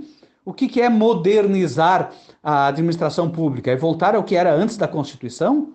Voltar ao que era a forma de contratar servidores públicos antes de existir concursos? Né? No clientelismo na contratação de serviço público? Então isso não é modernizar, isso é retroagir, é voltar atrás. Modernizar é aquilo que a gente imagina de ir para a frente. Tá certo? As propostas que têm sido apresentadas, a maioria delas, elas retroagem, elas voltam atrás, né? Caracterizam voltar ao que era antes, né? Voltar ao que era antes, para mim, é qualquer coisa menos modernizar, né? Menos modernizar. Então se usa de forma equivocada os termos, justamente para criar uma ideia positiva em cima de propostas com efeitos absolutamente negativos. Eu queria te ouvir também, Dão, em relação a essa necessidade do país de reduzir os gastos públicos. Explica aqui para os nossos ouvintes, por favor, onde está o grande vilão dos gastos públicos no Estado brasileiro, Dão? Como nós poderíamos resolver de uma vez por todas essa suposta escassez de recursos que os ultraliberais tanto declamam? E por que não há interesse em se atacar esse problema, Dão? Bom, Anderson, essa tua questão aí é muito complexa, né? Extremamente complexa, difícil de responder num tempo muito curto, mas vamos por partes. Antes de entrar na questão, eu gostaria aqui apenas de aproveitar esse espaço para fazer uma divulgação da campanha Tributários Super Ricos, tá certo? Um conjunto de mais de 70 entidades dos movimentos sociais estão abraçando uma ideia de que neste momento em que estamos vivendo de profunda crise, com mais de 500 mil de mortos pela Covid, é extremamente importante que a gente tenha um conjunto de medidas emergenciais. E no campo tributário, esse conjunto seria resumido a 4 propostas. Uma é resolver esse problema da subtributação das altas rendas, sim, revogando a isenção de lucros e dividendos, juros sobre o capital próprio, criando uma nova tabela de incidência. Só esta medida permitiria ampliar a arrecadação em quase 160 bilhões de reais, o que seria quase dobrar o orçamento da saúde pública, tá certo? criar definitivamente um imposto sobre grandes fortunas que desde 88 está na Constituição e até hoje a gente não implementou, e a gente percebeu agora durante a pandemia que os 65 bilionários brasileiros ampliaram a sua riqueza em mais de 500 bilhões durante a pandemia. Quer dizer, está na hora de cobrar o imposto sobre grandes fortunas, não há a menor dúvida quanto a isso. Não podemos desviar o assunto, esse assunto precisa ser enfrentado. Precisamos ampliar a contribuição social sobre o lucro dos bancos, né, que tiveram lucros, inclusive, quando as empresas estão quebrando, quando a economia está quebrando, a economia está em recessão. E precisamos ampliar a contribuição social sobre o setor mineral e precisamos criar uma contribuição social sobre altas rendas das pessoas físicas. Quem ganha mais de 65 mil reais por mês, aquilo que exceder a 65 mil reais por mês, se pagar 10% do que exceder já daria para arrecadar quase 40 bilhões a mais de recursos, que daria para resolver grande parte dos problemas que estamos enfrentando. Tá certo? Então são algumas medidas, inclusive essas medidas permitem modificar a regra de participação de estados e municípios, ampliando as receitas de estados e municípios. É um conjunto pequeno de medidas, mas que precisa ser colocada em discussão. Bom, indo para a tua questão central. É preciso cortar gastos, né? É preciso cortar gastos? O congelamento dos gastos foi necessário em 2016? Resposta, não. Congelamento de gastos e cortes de gastos e ajuste fiscal é uma decisão política que tem relação com o Estado que eu quero lá na frente. Tá certo? Com o Estado que eu quero lá na frente. Eu não preciso cortar gastos. Vejam que a diferença básica entre o que o governo arrecada, que o Estado arrecada, e o recurso que está na sociedade, circulando na sociedade, está relacionado com déficit ou superávit. Quando o governo tem superávit fiscal, a sociedade ou o setor privado tem déficit fiscal. Ou seja, todo o dinheiro que o governo arrecada mais do que gasta é dinheiro que ele não deixa circular na economia. Ao contrário, o contrário também é verdadeiro. Tudo que ele gasta mais do que arrecada é superávit privado. É dinheiro que sobra na economia e que circula, vira consumo, vira produção, vira emprego. Então, o déficit fiscal para o setor econômico poderia ser positivo. O déficit fiscal, quando o Estado coloca mais dinheiro na economia, através de políticas públicas, através de salários, através de previdência, através de investimentos, né? Qualquer coisa que o governo gasta se injeta diretamente no setor privado. Diretamente. Né? O que sai do governo vai para o setor privado. Então, quando o governo gasta mais do que arrecada, ele injeta mais recursos na economia. Então, quer dizer, o setor econômico ser contra a ampliação de gastos é ele ser contra o próprio setor econômico. Ser contra o próprio setor econômico. O Estado pode gastar mais do que arrecada? Pode. Estado que tem soberania monetária, ele pode emitir moeda, ele pode emitir dívida, ele pode gastar mais. Não há nenhum problema quanto a isso, tá certo? O ajuste se dá no quanto. Quanto ele pode gastar mais do que ele arrecada. Agora, durante crises, não é uma questão de poder ou não poder gastar mais. Em momentos de crise, o Estado deve gastar mais. Ele precisa gastar mais. É uma questão de obrigação, porque é o gasto do Estado a mais do que ele retira da sociedade que vai fazer com que a crise seja minimizada.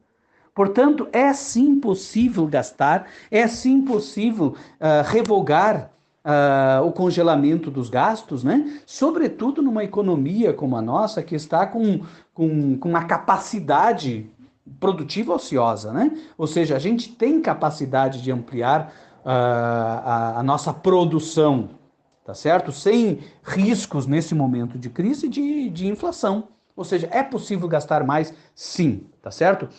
A questão central que é importante a gente colocar aqui é que a gente, toda vez que a gente amplia a arrecadação sem poder gastar mais, aí a gente cai numa armadilha. Porque quando a gente amplia a arrecadação, mas a gente está premido por um teto de gastos, tipo o congelamento da Emenda Constitucional 95, o que se amplia de arrecadação vira receita financeira. E aí tende a elevar os ganhos daqueles setores que já são cada vez mais ricos. Então, é importante que a gente amplie a capacidade do Estado de gastar, desamarre o Estado para ele poder gastar nesses momentos, o que significa revogar a emenda constitucional 95 e que a gente volte ou inicie, né? No Brasil, talvez seja o início de um processo que a gente comece a tributar as altas rendas e os grandes patrimônios. Isso é fundamental para a gente conseguir construir uma condição objetiva de reativar a economia, de reativar a atividade econômica, reduzir desigualdades e promover distribuição de renda. Ou seja, as soluções parecem ser muito fáceis do ponto de vista lógico, de entendimento, mas elas são soluções absolutamente difíceis de serem implementadas porque elas implicam um pacto distributivo, um pacto de redistribuição de renda e riqueza. E os setores que sempre ganharam, e que, vejam, tem um estudo do Instituto de Justiça Fiscal que demonstra que de 2007 até 2018, só por conta da redução das alíquotas dos setores mais altos do imposto de renda, né, dos mais ricos, os mais ricos deixaram de arrecadar mais de 650 bilhões de reais. Né? Quer dizer, é um volume de recursos muito grande que poderiam ser um motor para a atividade econômica, mas que acabaram se concentrando, se entesourando nas mãos de muito poucas pessoas. Tá certo? Muito poucas pessoas absorveram esse recurso que poderiam ser recursos profundamente produtivos na atividade econômica e profundamente importantes na redução das desigualdades no atendimento dos direitos sociais. Dão Real, mais uma vez, muito obrigado por você estar aqui conosco no Faixa Livre. Eu quero te desejar uma ótima semana de trabalho e deixar aqui também meu forte abraço. Muito obrigado, Anderson. Muito obrigado ao programa Faixa Livre da Rádio Bandeirantes. Obrigado aos ouvintes, né, por estarem aí na escuta. E ficamos à disposição. Espero ter contribuído aí com as reflexões, né, sobre a importância de construirmos a justiça fiscal no país. Um abraço. Conversamos aqui com o vice-presidente do Instituto de Justiça Fiscal e membro do Conselho de Auditores Fiscais para a Democracia, Dão Real. Bom, gente, antes de nós irmos para o nosso próximo intervalo, eu quero falar a respeito aqui de uma situação lamentável e mais uma comprovação de que boa parte do nosso judiciário está completamente comprometido com os interesses espúrios e com a defesa das pautas do capital hegemônico. Infelizmente, essa é a verdade. Eu me refiro aqui à decisão da juíza Tula Correia de Mello, da 20ª Vara Criminal do Rio de Janeiro, que considerou culpado o ex-deputado e jornalista Milton Temer, nosso amigo aqui do Faixa Livre, o condenando por injúria contra a vereadora Tereza Berger, por causa de uma postagem nas suas redes sociais, lá em 2018, no qual ele chamou a presidente da Comissão de Direitos Humanos de nazi-sionista. Na época, uma ação de soldados israelenses lá na faixa de Gaza, ela resultou na morte de 17 palestinos e ferimentos em outros 1.400, suscitando um debate fervoroso entre defensores e críticos do Estado de Israel. O Milton, como sempre, um defensor da causa palestina, publicou um texto intitulado Sionista Patética, que já não está mais disponível nas redes sociais. Nesse texto, o Milton reclamava de ter sido citado justamente por essa deputada, a Tereza Berger, chamando-a de, abre aspas, vereadora tucana de segunda linha, porta-voz do nazi-sionismo no Brasil, fecha aspas.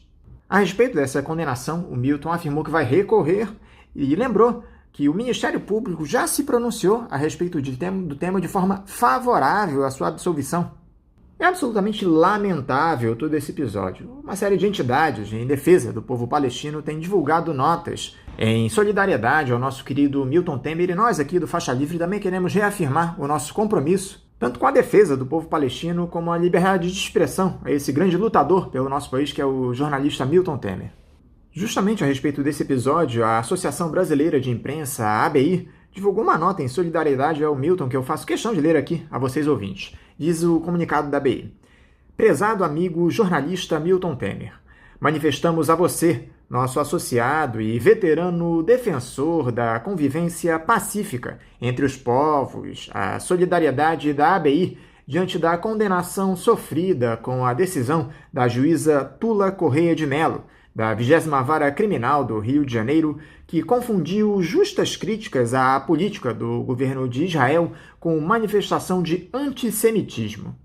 A opinião que você expressou e que deu origem à condenação a 2 anos, 2 meses e 20 dias de reclusão foi feita em defesa do povo palestino, por ocasião de bombardeios do exército israelense à população civil na faixa de Gaza em 2018, dando origem a 17 mortos e 1.400 feridos.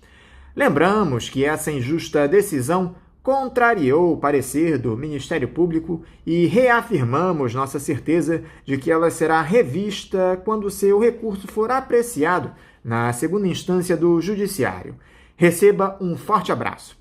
A nota é assinada pelo presidente da Associação Brasileira de Imprensa, o jornalista Paulo Jerônimo.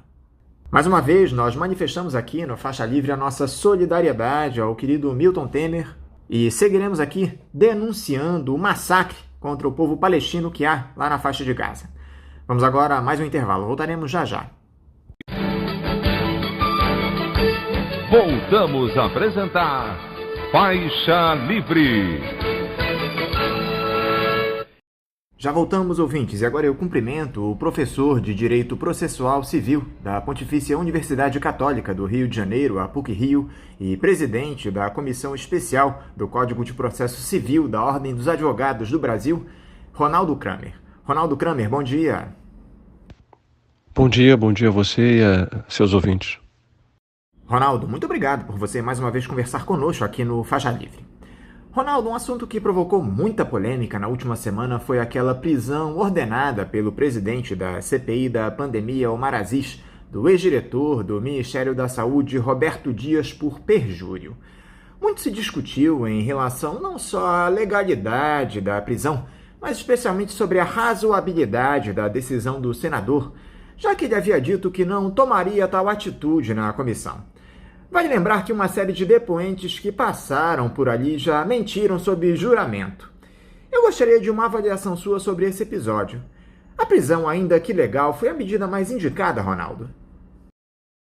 De fato, o presidente da CPI disse em outros momentos que não ia dar a prisão em flagrante, porque ele não gostaria de criar tumulto para os trabalhos da comissão. Houve até situações em que a mentira, por parte dos depoentes, foi descarada.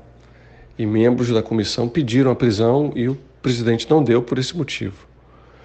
Mas, nesse último caso, ele acabou ordenando a prisão em flagrante e o que me chamou a atenção é que ele fez isso no fim do depoimento. Não foi logo após uma resposta mentirosa ou que foi comprovadamente falsa a partir da compreensão dos membros da comissão. Foi ao fim do depoimento. E parece que ele se irritou com o depoimento, porque ele acreditava que esse depoente poderia dizer alguma coisa, poderia entregar alguns fatos, e ele, ao fim do depoimento, deu essa prisão em flagrante.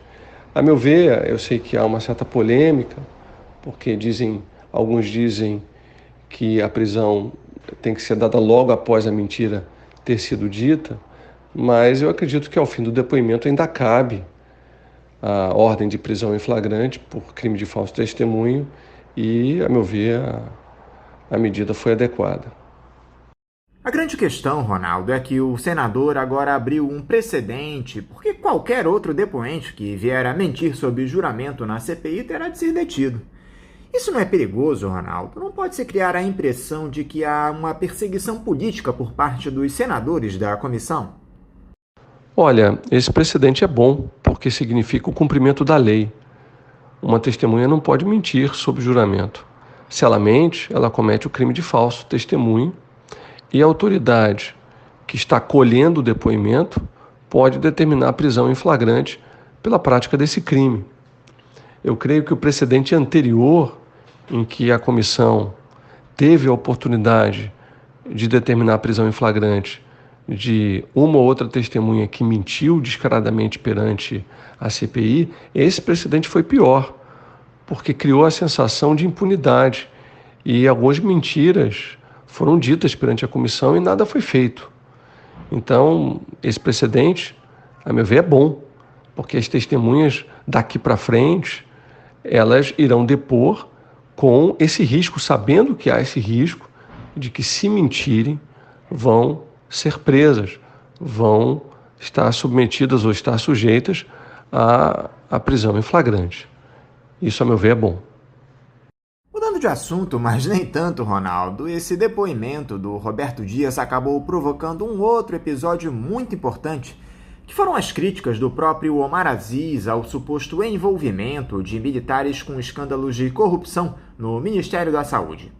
As declarações do parlamentar provocaram uma reação ríspida e ameaçadora do ministro da Defesa Braga Neto e dos comandantes das Forças Armadas, através de uma nota dizendo que Aziz atinge os militares, abre aspas, de forma vil e leviana, fecha aspas.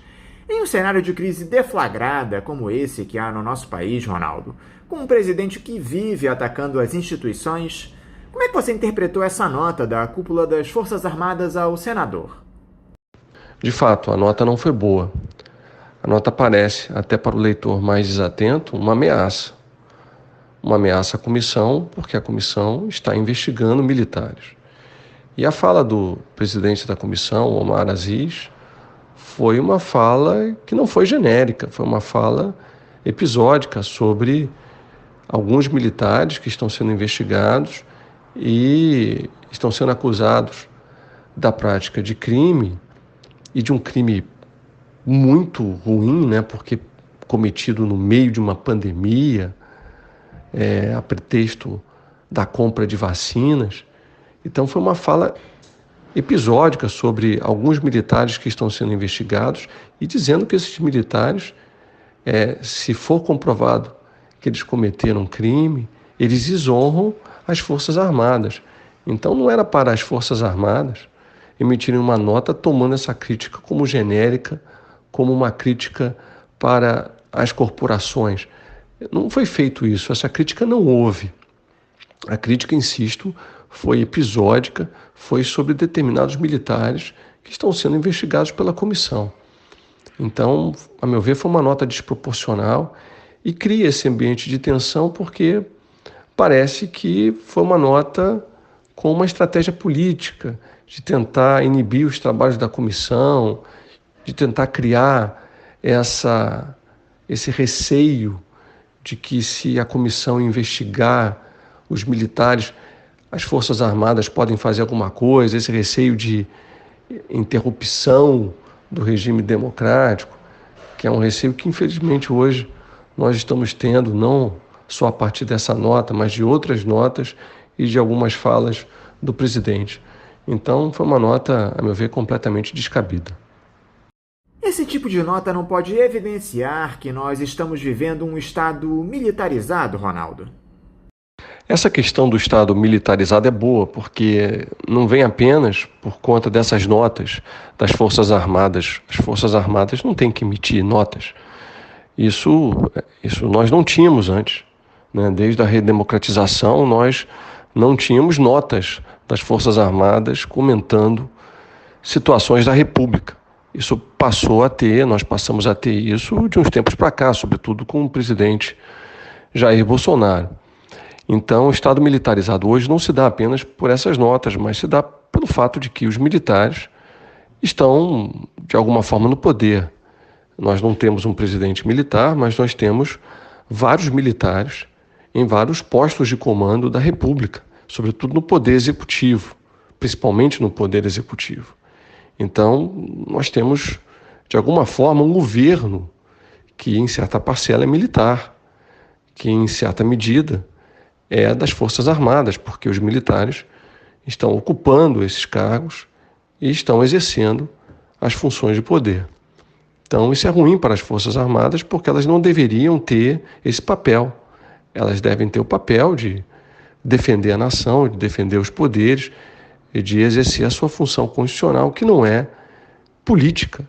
Sempre que as Forças Armadas, na democracia, se imiscuem com a política, isso não dá um bom resultado. E qual é a reação que as instituições deveriam ter a esse tipo de posicionamento dos militares, Ronaldo? Houve uma resposta à altura, na sua opinião? Há algum tipo de temor dos democratas em relação a esse tipo de ameaça das Forças Armadas? Eu vi algumas notas de alguns políticos e de algumas entidades, como a OAB, manifestando a sua preocupação com relação a essa nota das Forças Armadas. De fato, tem que haver resposta institucional. E houve respostas nesse caso, respostas importantes. A resposta da OAB, a nota da OAB foi muito importante, porque critica a nota das Forças Armadas e diz que as Forças Armadas não têm que exercer esse papel, não têm que se meter nos trabalhos de uma comissão, não tem que fazer crítica aos trabalhos de uma comissão que não fez nenhuma crítica às Forças Armadas, e sim está investigando alguns militares que são suspeitos da prática de crime, somente isso. Então, houve respostas, houve críticas a essa nota, e isso deve ser feito sempre que as Forças Armadas saírem do seu papel e tentarem influenciar, interferir no jogo político. Agora, no que diz respeito a essa denúncia de prevaricação que foi feita contra o presidente Jair Bolsonaro ao Supremo Tribunal Federal, Ronaldo, sobre ele não ter tomado nenhuma atitude ao ser informado pelos irmãos Miranda em relação ao escândalo da Covaxin. O jurista Walter Maierovitch disse aqui pra gente na semana passada que ela se deu de maneira assodada, que não era a hora desse tipo de medida. Você concorda com essa opinião, Ronaldo? A denúncia foi feita no momento certo e da forma devida. Sim, eu concordo com essa opinião. Eu concordo que essa denúncia feita agora, ela é precipitada. Por óbvio, a comissão ainda está investigando. Se deveria ter aguardado a conclusão dos trabalhos da comissão para tomar as medidas cabíveis, para fazer as denúncias cabíveis. Esse é o procedimento, esse é o rito. E essa denúncia feita agora, ela abre uma investigação paralela à investigação que a comissão tem feito, porque essa denúncia gerou esse inquérito que a ministra Rosa Weber determinou que fosse aberto na Procuradoria-Geral da República, e nós teremos agora duas investigações, a investigação da comissão e a investigação da PGR. Isso pode criar um ambiente, digamos assim, tumultuado, pode, de alguma maneira, interferir nos trabalhos da comissão. Então, obviamente, essa não foi a intenção dos senadores que fizeram essa denúncia, mas eu acho que essa denúncia ela foi precipitada, ela pode criar um tumulto com os trabalhos da comissão, a meu ver. Ronaldo, recentemente o Jair Bolsonaro disse que vai indicar para a vaga que se abre no Supremo Tribunal Federal com a aposentadoria do ministro Marco Aurélio Mello, o atual advogado-geral da União, André Mendonça, o terrivelmente evangélico. O detalhe, Ronaldo, é que esse André Mendonça já tomou uma série de medidas arbitrárias, processou jornalistas enquanto era ministro da Justiça, extrapolando completamente as suas atribuições. Essa indicação do André Mendonça ao STF não pode, de alguma forma, ferir a legislação por conta dessas atitudes dele? Como é que você avalia essa indicação dele, Ronaldo? Essa indicação feita pelo presidente Jair Bolsonaro para o Supremo, na vaga do ministro Marco Aurélio, gera preocupação, sobretudo pelo passado recente, pelo histórico recente. O presidente disse que indicaria alguém terrivelmente evangélico, e o ministro André Mendonça, ele é pastor e é manifestamente evangélico. A gente percebe isso pelos seus atos, pelas suas atitudes, pelas suas falas, sobretudo. E se essa nomeação está sendo feita com viés religioso, com o propósito de um indicado fazer uma representação religiosa no Supremo, isso é completamente descabido. O Supremo não é lugar de representação religiosa. Os ministros no Supremo têm que julgar os casos conforme a lei e a Constituição, e não conforme as suas convicções pessoais, conforme as suas convicções políticas, as suas convicções, sobretudo religiosas. O Supremo não é lugar disso. O Supremo é lugar para se julgar em casos com base na lei e na Constituição, com base no ordenamento jurídico. Então, se a nomeação está sendo feita com esse propósito de representação religiosa, isso é completamente descabido. A nomeação também gera preocupação porque o ministro André Mendonça, quando foi ministro da Justiça, ele tomou alguns atos que foram controversos. Ele agiu em defesa de algumas pessoas que não eram do governo, naquele inquérito dos atos antidemocráticos que foi aberto no Supremo Tribunal Federal. Isso foi bastante questionado à época e depois desse episódio, inclusive, ele saiu do Ministério da Justiça e voltou a ser advogado-geral da União. Então, por esse histórico recente, essa nomeação gera preocupação.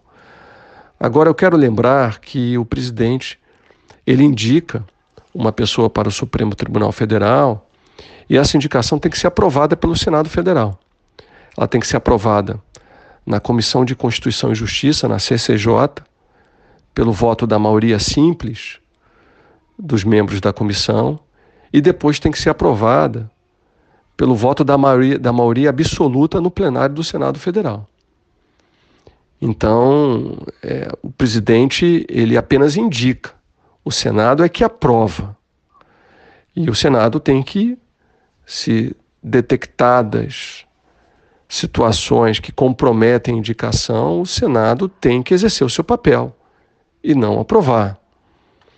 Então, a responsabilidade não é apenas do presidente, a responsabilidade também é do Senado Federal.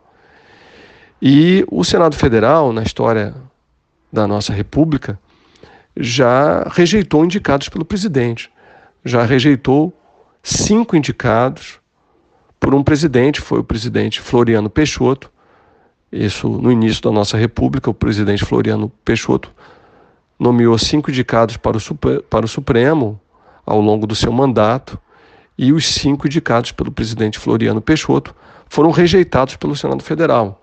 Então, nós temos já esse fato na nossa história. O Senado já rejeitou, já exerceu o seu papel e já rejeitou indicados pelo presidente ao Supremo Tribunal Federal. Então, eu vejo que se o Senado constatar que há fatos que comprometem a indicação feita pelo presidente, o Senado tem que exercer o seu papel.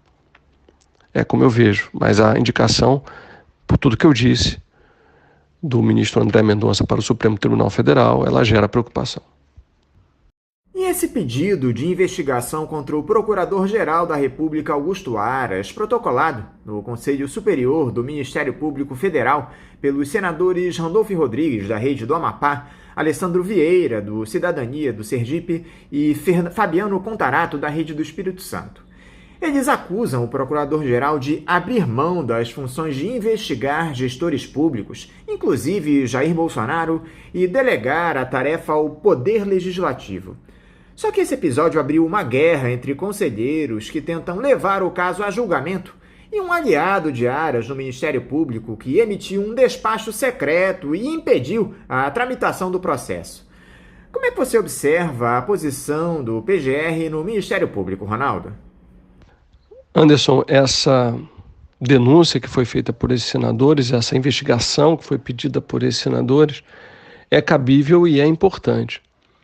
Nós temos que lembrar que no contexto do Poder Judiciário existe o CNJ, o Conselho Nacional de Justiça, que tem a função preponderante de fiscalizar a atividade dos juízes, e tem também o CNMP, o Conselho Nacional do Ministério Público, que tem a função de fiscalizar a atividade dos promotores e procuradores.